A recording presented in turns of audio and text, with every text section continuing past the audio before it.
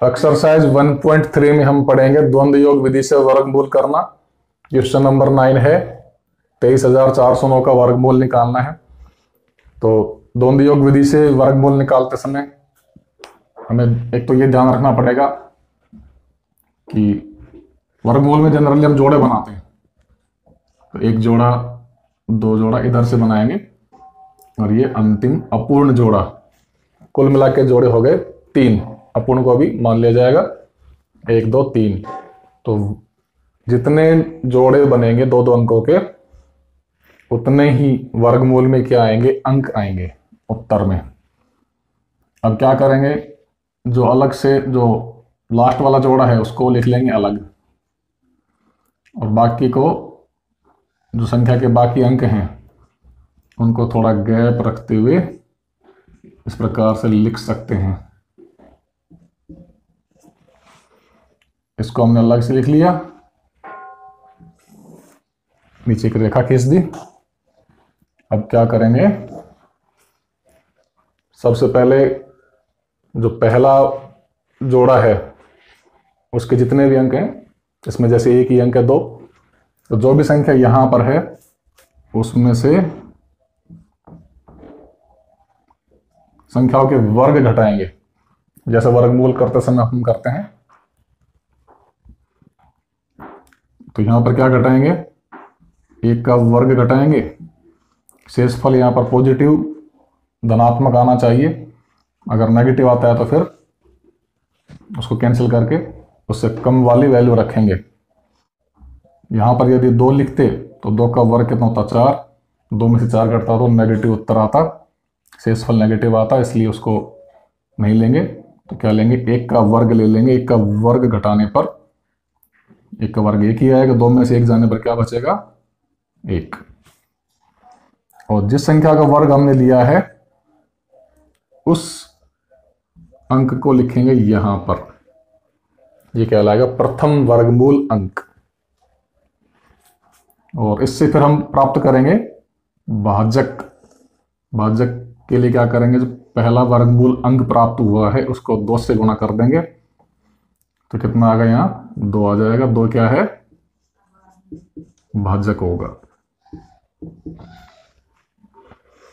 अब भाग देने के लिए भाजक चाहिए और भाज्य चाहिए। भाज्य हम आगे के अंकों से प्राप्त करेंगे। तो शेषफल कितना बचा, 1। शेषफल को कहां लिखेंगे, हमने 3 से पहले और नीचे लिखेंगे। तो नया भाज्य कितना आ गया,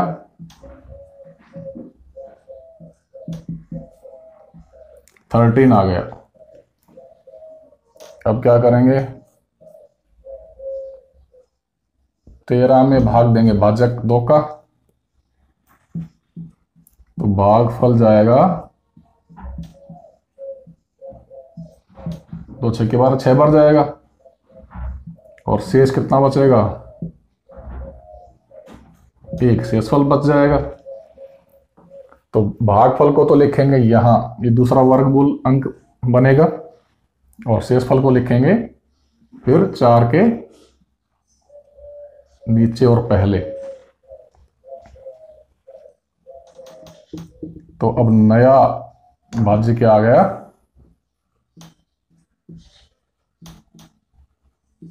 हमारे पास 14 आ गया। अब जैसे ही दूसरा वर्गमूल अंक आएगा या तीसरा चौथा जितने भी, उन सब के क्या करेंगे, नए भाज्य में से उनके द्वंद्व घटाते जाएंगे। शुरू में 1 अंक का द्वंद्व घटेगा, फिर इसके बाद दूसरा अंक आता है तो दोनों अंकों का द्वंद्व घटेगा। अगर 3 आते हैं तो 3 अंकों का द्वंद्व घटेगा।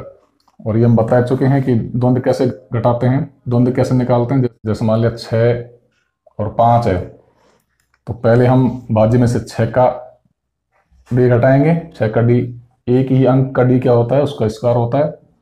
और फिर अगले भाज्य में से किसको घटाएंगे, एक साथ दोनों अंकों का डी।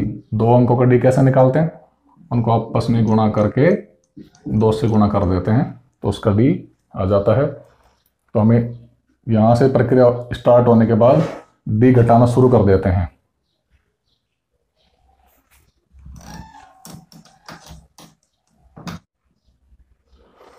तो नया भाज्य क्या है 14, 14 में से क्या घटाएंगे 6 का डी घटाएंगे, तो वो क्या आएगा संशोधित भाज्य, संशोधित भाज्य।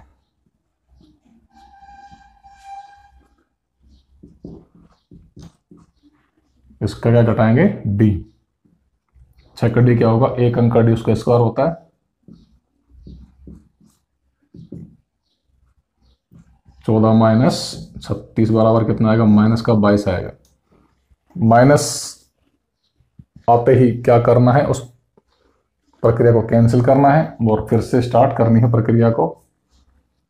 तो यहां पर हमने भागफल 6 बार लिया है, जिसे नेगेटिव आ रहा है, अगर एक कम लेके देखते हैं 5 बार लेके देखते हैं भागफल को, फिर पॉजिटिव आता है कि नहीं आता। तो 6 बार लेने पर इसको क्या कर देंगे कैंसिल कर देंगे, इसको भी कैंसिल कर देंगे और प्रक्रिया 2 और 3 को भी कैंसिल कर देंगे। तो प्रक्रिया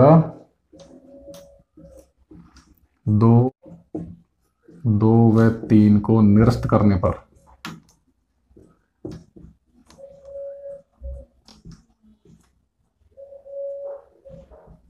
फिर से स्टार्ट करेंगे प्रक्रिया नंबर 2 वापस से।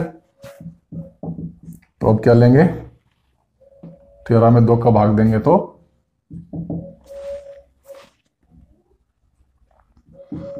भागफल 6 की बजाय 5 लेते हैं, तो शेषफल कितना बचेगा 2 पंजे 10, शेषफल बचेगा 3, 3 लिखेंगे यहां, कितना होगा 34। तो नया भाज्य कितना आया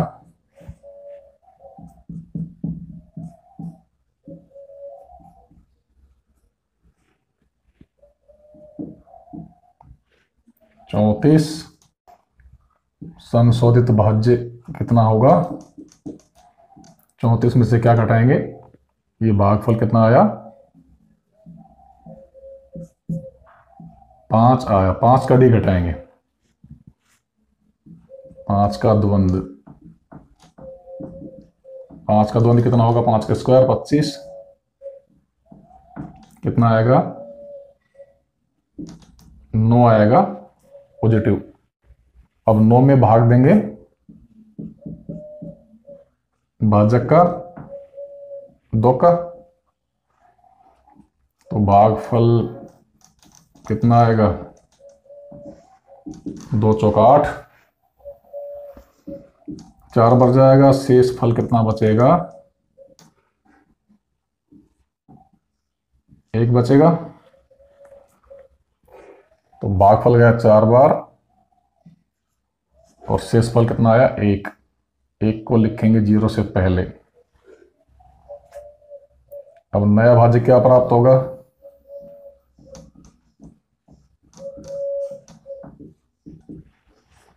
1 और 0 10 हो गए, 10। तो संशोधित भाज्य कितना आएगा 10 में से क्या घटाएंगे 54 का डी घटाएंगे, 54 का डी घटाने पर क्या होगा 2 गुणा 5 गुणा 4, ये 5 दूनी 10 4 40, 10 माइनस 40 कितना आएगा माइनस का 30 आएगा, जो कि नेगेटिव है। तो प्रक्रिया 5 को भी हम क्या कर देंगे कैंसिल कर देंगे, और यहां पर जो भागफल कितना आया था 4, इसको भी कैंसिल कर देंगे, शेषफल 1 को भी कैंसिल कर देंगे। प्रक्रिया 4 और 5 से जो भी है उसको कैंसिल कर दिया। तो अब क्या लेंगे प्रक्रिया फिर से स्टार्ट करेंगे, भागफल कितना लेंगे 4 की बजाय 3 ले लेंगे, भागफल बराबर 3, तो शेषफल कितना बचेगा 3। भागफल को लिखेंगे यहां, जो 4 हमने कैंसिल कर दिया था। नया भागफल कितना आ गया 3, और शेषफल भी कितना लिख देंगे 3। तो अब नया भाज्य क्या होगा,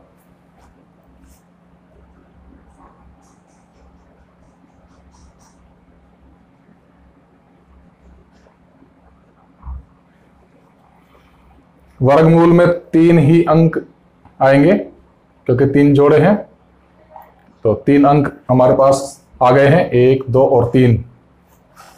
तो अब हमें केवल अंतिम शेषफल ज्ञात करना है, या नया भाज्य कह दो। तो नया भाज्य क्या बनेगा, 3 और 0 30। संशोधित भाज्य क्या होगा, 30 माइनस 53 का डी घटाएंगे। पहले हमने 5 का डी घटाया था, तो 53 का डी क्या होगा, 53 का डी यह आएगा 30 माइनस, दोनों अंकों को आपस में गुणा करके 2 से गुणा कर देंगे, 5 और 3 को गुणा करके 2 से गुणा कर देंगे, ये होगा 53 का डी। तो 30 माइनस कितने हो गए, 5 या 15, 2 नहीं 30, कितना आया 0। क्या लिखेंगे शेषफल को, यहाँ लिखेंगे। यहाँ तो भागफल का काम खत्म हो गया, तो ये क्या है, अंतिम शेषफल ही याद कर रहे हैं, या नया भाज्य कह सकते हो। फिर यहाँ नया भाज्य या अंतिम शेषफल क्या आएगा, 09। अब इसमें से हमें संशोधित भाज्य ज्ञात करना है।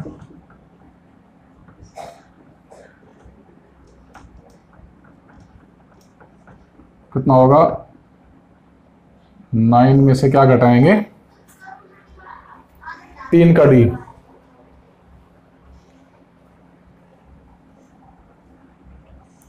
का डी, जब 2 अंक होते हैं तो उनका द्वंद्व क्या आता है, पहले तो आएगा 5 का, फिर दूसरा क्या आएगा खंड में, दोनों अंकों का आएगा, फिर केवल एक अंक का यानी 3 का। तो पहले हमने घटाया 5 का डी, फिर घटाया 2 का डी, ये दोनों अंकों का डी 53 का डी, और अब क्या घटाएंगे 3 का डी। तो 3 का डी कितना होगा, 3 का स्क्वायर। तो 9 माइनस 9 बराबर 0। तो ये क्या आ गया, अंतिम शेषफल 0 आ गया। तो उत्तर कितना हो जाएगा, वर्गमूल का 153।